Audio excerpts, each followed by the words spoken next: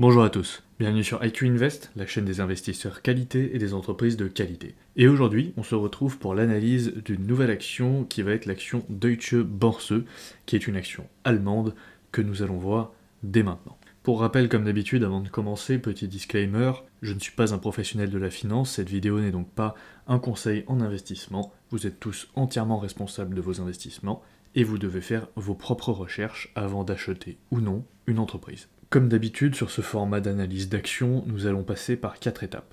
En première étape, la présentation de la société. En deuxième étape, son analyse quantitative, étape pour laquelle vous pouvez retrouver ma vidéo explicative du processus. Je vous la mettrai en haut à droite et en description. Ensuite, l'analyse fondamentale, idem, je vous mettrai la vidéo en haut à droite et en description. Et enfin, l'évaluation du prix. Pareil, vous aurez la vidéo pour suivre en même temps le processus que j'utilise pour analyser une action en détail. Commençons donc cette première partie par l'analyse de la société Deutsche Börse. C'est une société cotée sur la bourse allemande qui a le ticker DB1. Elle a une capitalisation de 34 milliards d'euros.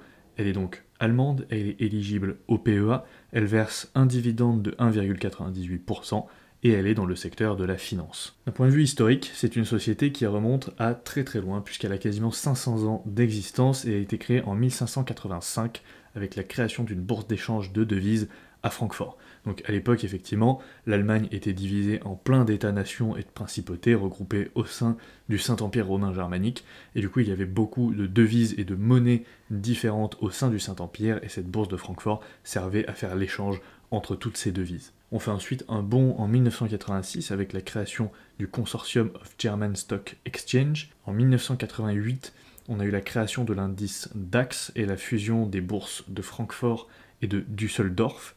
Et donc en 1992, la bourse de Francfort est renommée en Deutsche Börse, qui est l'entité que nous connaissons aujourd'hui. En 1997, le système informatique Xetra est créé, qui remplace IBIS. Donc Xetra, vous connaissez probablement. Dès que vous achetez une action allemande, vous passez en général par ce système pour l'acheter. En 1998, l'indice européen STOXX a été créé, ainsi que Eurex. En 2011, Deutsche Börse et le NYSE, donc le New York Stock Exchange, tentent de fusionner sans succès. Et en 2016, Deutsche Börse tente également de fusionner avec le London Stock Exchange, mais sans succès. Donc à chaque fois, ces deux fusions ont été annulées à cause de régulations antitrust, puisque ça aurait créé potentiellement des monopoles beaucoup trop importants. En 2020, on a la création du premier ETN Bitcoin sur le réseau Xetra, et en 2023, la société a racheté SimCorp, qui est un éditeur de logiciels financiers. La société est évidemment répartie dans le monde entier, mais possède néanmoins une forte exposition à l'Europe, puisque forcément elle est très concentrée, et notamment sur l'Allemagne, puisqu'elle possède les places boursières allemandes, et donc forcément une exposition géographique très spécifique. Donc on peut voir qu'elle fait 31% de son chiffre d'affaires dans l'Union européenne,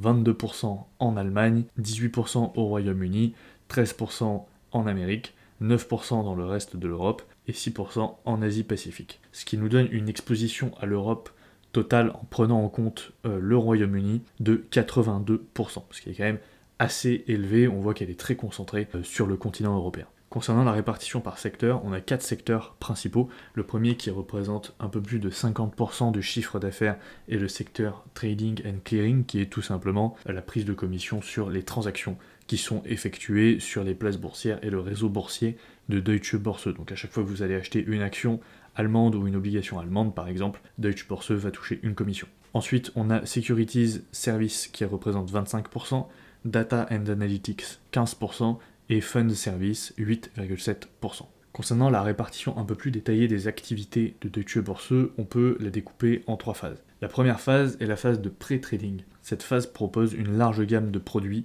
basés sur des données, des familles d'indices, des logiciels et des solutions SaaS destinées aux investisseurs institutionnels et particuliers. Donc parmi les indices, on va par exemple retrouver le STOXX ou encore le DAX, donc le STOXX qui est l'indice européen et le DAX qui est l'indice allemand. Sur le segment Analytics, on va retrouver le logiciel Axioma, on va retrouver aussi un segment ESG avec notamment la notation ISS, et les logiciels avec par exemple SimCorp qui a été racheté cette année et qui permet de faire de la gestion d'investissement pour les institutionnels. Ensuite, on va avoir le secteur principal qui est le secteur Trading and Clearing, qui là est l'exploitation des marchés réglementés, donc pour tout ce qui va être titres, dérivés et matières premières. Donc on va avoir par exemple pour les dérivés les places Eurex, Eurex Clearing et Eurex Repo. Pour les matières premières, EEX Group, donc qui va gérer tout ce qui est énergie, gaz, fret, agriculture, etc.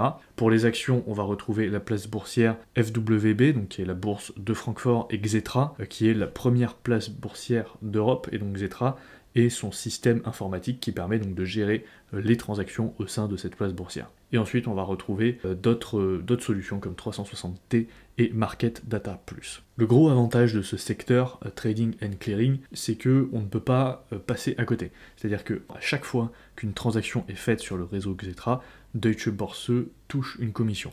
Donc ça lui offre vraiment un avantage compétitif énorme. Et ensuite, on va retrouver donc les segments du post-trading et de l'information technology.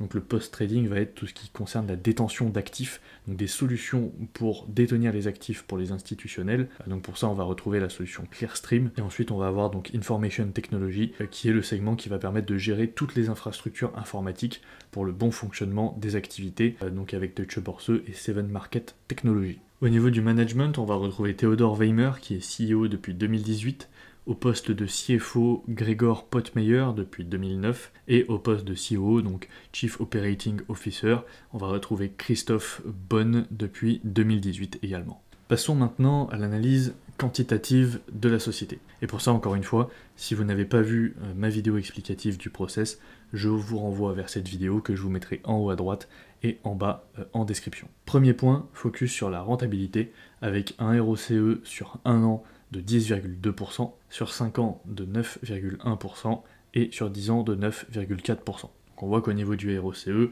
on n'a pas quelque chose d'exceptionnel. Au niveau des profits, par contre, on va voir, on a des marges qui sont très correctes, avec une marge brute de 54%, une marge opérationnelle de 39,9% et une marge nette de 28,8%. Donc là, on a des marges qui sont très élevées, ce qui est normal, puisqu'on est sur un business model qui n'a pas forcément de coûts très forts pour fonctionner et qui vend des produits informatiques et des solutions financières. Et ensuite, on a un pourcentage de dépenses en CAPEX par rapport au chiffre d'affaires qui est de 16%, donc également ici, qui est en accord avec les marges, puisqu'il est très faible, étant donné que Deutsche Börse n'a pas énormément de dépenses à fournir, à part la gestion de ses infrastructures, de ses bâtiments, et de son parc informatique, qui va lui permettre de faire fonctionner son réseau Xetra. Maintenant, au niveau de la croissance, on voit qu'on a une croissance qui a été très bonne, puisqu'on a une croissance du chiffre d'affaires sur 1 an de 20%, sur 5 ans de 13% et sur 10 ans de 8,7%. Par contre, on a une croissance prévisionnelle sur les 5 prochaines années de moins 2%. Donc cette prévision de croissance du chiffre d'affaires sur les 5 prochaines années est fournie par Guru Focus, au cas où vous vous demandez donc d'où vient cette statistique. Au niveau des free cash flow, on a eu une croissance sur 1 an de 0%, sur 5 ans de 10% et sur 10 ans de 0% également. Au niveau du dividende, on a eu une bonne croissance sur la dernière année, donc avec 12,5%, sur les 5 dernières années 6,6%, et sur les 10 dernières années 4,3%. Et enfin, on a un nombre d'années d'augmentation consécutive du dividende qui est de 8. Et pour terminer avec la santé, donc on a un ratio dette sur EBITDA de 0, ce qui veut dire que la société n'est pas du tout endettée, elle ne possède pas de dette, et d'ailleurs elle utilise très peu le levier bancaire pour son développement, comparé par exemple à ses concurrents comme on va le voir juste après. Et elle a un payout ratio de 50%. Si on récapitule, toutes ces données nous donnent un score final quantitatif de 12 sur 20. Donc on a une entreprise de qualité, puisqu'on cherche des entreprises qui ont minimum 12, mais on est quand même dans le bas du panier des entreprises de qualité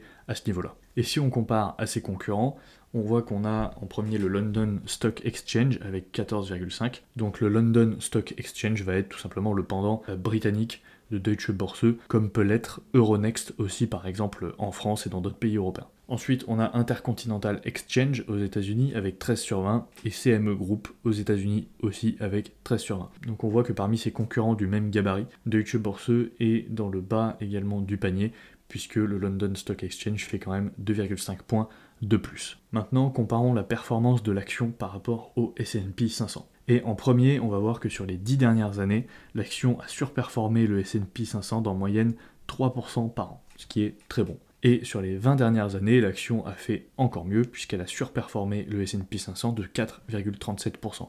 Donc on a une très bonne performance de la part de Deutsche Börse.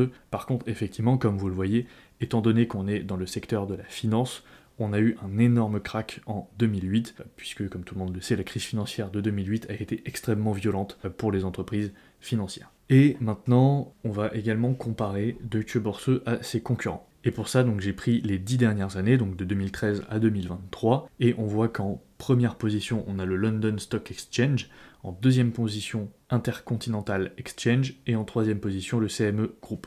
Et Deutsche Börse arrive seulement en quatrième position. Mais on a plusieurs problèmes avec ces trois actions. Déjà, le Intercontinental Exchange a beaucoup trop de dettes, selon moi, puisqu'on a un ratio dette sur EBITDA de 4,98. C'est pour ça que cette action, personnellement, je ne l'ai pas sélectionnée et je ne compte pas investir dessus. Et également pour le CME Group, on a un payout ratio de 108%, ce qui est beaucoup trop élevé également. Par contre, une action qui est intéressante selon moi, c'est le London Stock Exchange, et je pense que c'est une action que je vais analyser et sur laquelle je vais potentiellement m'exposer dans le futur, mais elle n'est pas éligible au PEA, donc c'est pour ça que pour l'instant, je ne me suis pas penché dessus, et on va revenir un peu plus en détail dessus à la fin de la vidéo. Passons maintenant à l'analyse fondamentale de Deutsche Börse, et pour ça également, si vous n'avez pas vu la vidéo du process d'analyse, je vous renvoie vers cette dernière, que je mettrai comme les autres en haut à droite et en bas de la vidéo en description.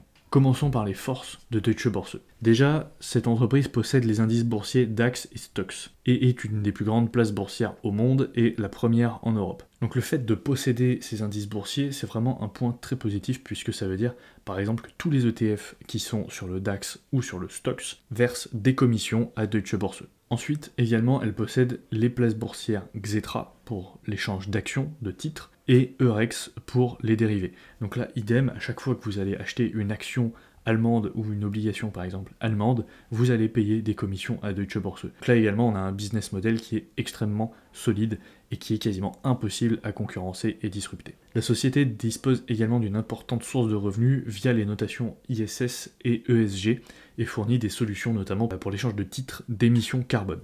Donc ça c'est un point qui est très important notamment au sein de l'Union Européenne et ça lui permet de surfer sur cette tendance et de dégager pas mal de nouveaux revenus. Elle possède également des solutions financières diversifiées, protégées par des grandes douves et basées sur des revenus récurrents, donc comme on l'a vu avec du logiciel et des solutions SaaS, qui sont en général payées par des abonnements mensuels ou annuels. Également, la Deutsche Börse est en train de constituer des réservoirs de liquidités dans les dérivés de matières premières à travers le monde. Et ça pourrait prendre de la valeur à mesure que la volatilité des marchés, notamment de l'énergie, augmente et que les traders cherchent à s'éloigner des solutions de négociation de gré à gré. Et enfin, avec le Brexit, Deutsche Börse a l'opportunité de s'arroger une partie de l'activité du London Stock Exchange et de récupérer donc une partie des transactions qui a été au préalable effectuées sur ce réseau. Maintenant, concernant les risques. Donc c'est une société qui est sensible aux réglementations financières européennes, donc on sait que l'Europe est la championne pour nous pondre des réglementations tous les 4 matins, et on a eu par exemple dernièrement la réglementation MiFID II qui peut potentiellement entraver les activités de Deutsche Börse. Ensuite, Deutsche Börse fournit des solutions qui sont coûteuses, notamment en termes d'analyse de données et d'ESG, ce qui limite potentiellement ses options, compte tenu de ses stricts objectifs en matière de levier financier, puisque comme on l'a vu, elle utilise très peu de dettes pour sa croissance, puisqu'elle n'est même d'ailleurs pas du tout endettée. Ensuite, la stratégie de Deutsche Börse est axée sur des petites acquisitions, ce qui a un impact cumulatif significatif, mais qui peut potentiellement entraîner une intégration prolongée des nouvelles activités, et qui pourrait impacter sa rentabilité si elle venait à faire des acquisitions qui s'avèrent être moins rentables. Passons maintenant à la checklist fondamentale et on va vérifier en premier point les produits. Est-ce que les produits de Deutsche Börse sont essentiels ? Bien oui, forcément, puisqu'il s'agit de services financiers indispensables à l'économie et aux institutions. Et puis, comme on l'a vu, donc Xetra est le premier réseau d'échange d'actions et de titres en Europe. Et donc, fondamentalement, toutes les transactions passent par ce réseau.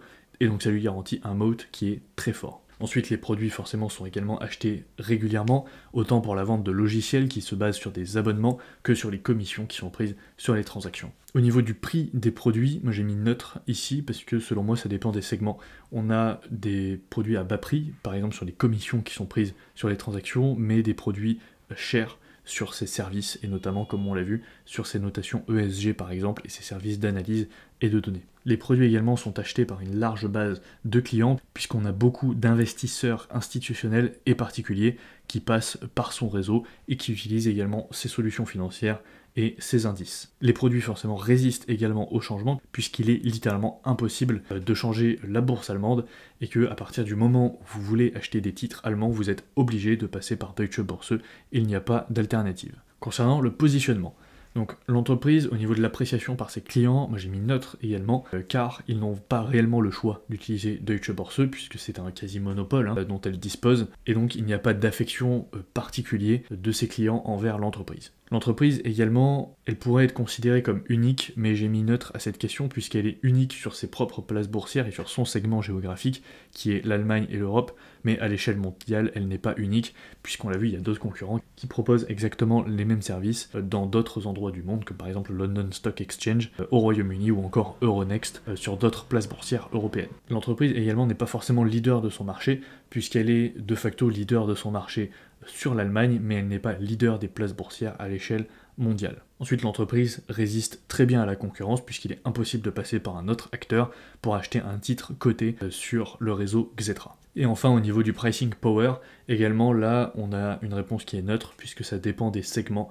Autant sur tout ce qui va être commission, elle peut se permettre de pricer cher puisque les clients n'ont pas le choix de passer par cette société. Par contre, au niveau des services, elle ne peut pas se le permettre puisqu'il y a plein de concurrents dans le monde qui proposent des services financiers. Par exemple, rien que sur les notations, on a aux États-Unis Standard & Poor's qui propose des services alternatifs, par exemple pour tout ce qui va être notation ESG, etc. Passons maintenant au management. Et est-ce que l'entreprise est facile à diriger? Ici, encore une fois, j'ai mis neutre, car pour moi, ça dépend des secteurs d'activité, et certains segments comme l'ESG peuvent être plus complexes à gérer que d'autres. L'entreprise également a une allocation du capital qui est neutre, puisque Morningstar lui attribue une note de standard. L'entreprise est focus sur la qualité de ses produits, puisque Deutsche Börse est focus sur la qualité des services qu'elle peut proposer à ses clients. Le management de l'entreprise est compétent, puisque le management a su profiter des nouvelles tendances, comme par exemple l'ESG ou encore les crypto-monnaies, puisque comme on l'a vu, donc Deutsche Börse est un des précurseurs en Europe sur les solutions dédiées aux crypto-monnaies. Et enfin, on a un management qui n'est pas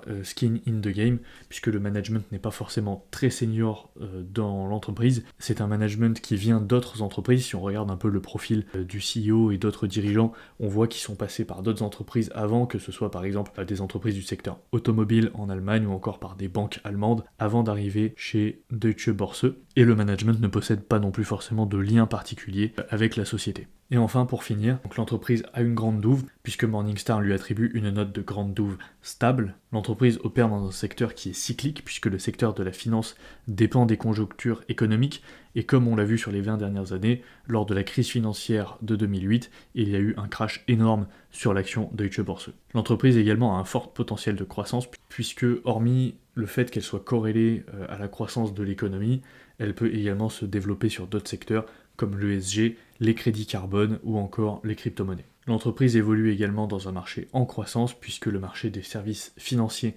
est en croissance et est directement corrélé à l'économie. Et enfin, l'entreprise est orientée vers ses actionnaires puisqu'elle a une bonne politique de dividendes qu'elle augmente tous les ans et elle fait régulièrement des rachats d'actions également. Si on récapitule sur tous ces points, on obtient une note fondamentale de 14,5 sur 20, ce qui nous donne également une entreprise qui est de qualité au niveau de sa note fondamentale. Et maintenant, si on essaye de réfléchir à des scénarios catastrophes qui pourraient entraver la croissance de Deutsche Börse, le premier est évidemment une crise financière majeure qui pourrait avoir un impact sur les marchés financiers, comme ce fut le cas en 2008. Donc ça, c'est un scénario qui est tout à fait probable et qui est même très probable puisque c'est cyclique. On sait que régulièrement, il y a des crises financières. Donc il faut en être conscient quand on achète ce type d'entreprise et ne pas paniquer le jour où l'entreprise prend moins 80% parce qu'on a une crise. Et enfin, on a un scénario de décroissance économique durable qui réduirait le volume de transactions financières de manière durable et qui donc impacterait les revenus de Deutsche Börse.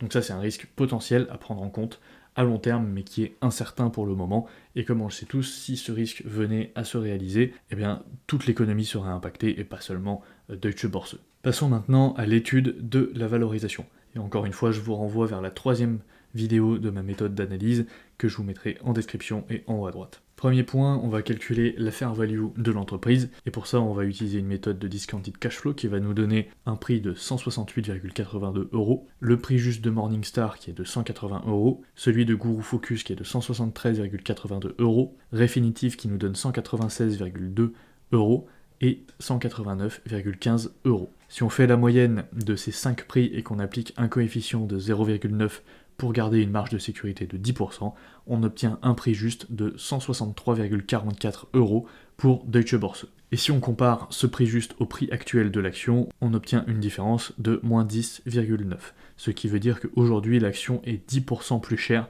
que sa fair value. Passons maintenant à l'étude de son PE, donc le Price to Earnings Ratio.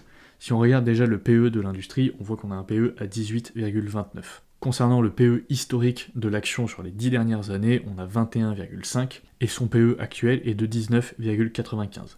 Donc on voit qu'on a un PE qui est supérieur à celui de l'industrie, donc ça veut dire théoriquement que l'entreprise est meilleure que son industrie puisqu'elle s'échange historiquement plus cher, et on a également un PE qui est inférieur à son PE historique, puisqu'on a une différence de 7,2%, ce qui veut dire qu'aujourd'hui, elle est 7,2% moins chère par rapport à son PE historique. Et donc si on récapitule sur cette analyse, on obtient une note quantitative donc de 12 sur 20, une note fondamentale de 14,5 sur 20 et un score de valorisation de moins 1,9 qu'on obtient en faisant la moyenne des deux scores que nous avons vus juste avant, donc le Price to Fair Value Estimate et le PE historique sur le PE actuel. Et donc tout ça nous donne un score final de 25. Donc on a une entreprise ici qui est dans le vert puisqu'on cherche à avoir un score supérieur ou égal à 24. Et enfin, si on récapitule, Deutsche Börse, selon moi, est une entreprise de qualité. Elle a un moat qui est très solide, avec un quasi-monopole sur son marché. Elle a eu une bonne surperformance historique par rapport au S&P 500, avec plus 3% sur les 10 dernières années. Elle est actuellement à un prix intéressant, et personnellement, donc, je l'achète au sein de mon PEA. Et pour continuer sur ce segment, j'ai aussi envie d'analyser le London Stock Exchange. Donc effectivement, après avoir creusé un peu, c'est une entreprise qui m'intéresse également, et qui pourrait être intéressante à acheter sur un compte titre, et également qui offre une exposition à la livre sterling, ce qui est toujours intéressant dans le cadre de la diversification en devises, puisque pour le moment je n'ai pas du tout d'entreprise anglaise en portefeuille. Et également dans la même veine, on a l'entreprise européenne Euronext qui m'intéresse pour le PEA, mais elle a une capitalisation qui est un peu faible de 8 milliards d'euros, et pour le moment je me suis concentré sur des entreprises qui ont une capitalisation supérieure à 10 milliards d'euros. Merci beaucoup d'être resté jusqu'à la fin de la vidéo. Si la vidéo vous a plu, n'oubliez pas de laisser un pouce bleu, de me dire en commentaire si vous connaissez cette entreprise et si vous l'avez déjà achetée ou non, et également n'hésitez pas à me faire part des analyses que vous aimeriez voir sur la chaîne. Et sur ce, moi je vous dis à la prochaine pour une nouvelle vidéo. Ciao.